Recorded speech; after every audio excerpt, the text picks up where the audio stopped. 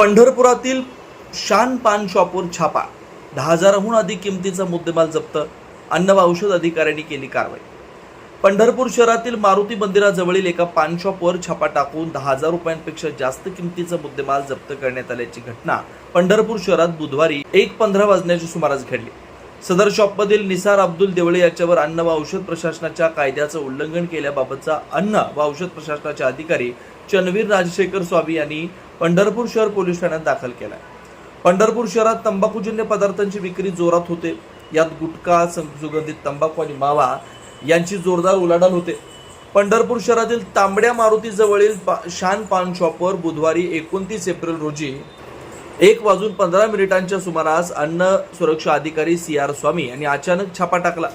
या पेढीत RMD पान मसाला, M scented तंबाखू, विमल पान मसाला, VN सुगंधित तंबाखू, विमल सुगंधित तंबाखू, विना लेबल सुगंधित तंबाखू, राजू सुगंधित सुपारी, ऑन्टी नंबर 1 ब्लॅक सुपारी, गोवा गुटखा आणि चंदन स्वीट सुपारी यांचा सुमारे 10,920 रुपये किमतींचा साठा सापडला.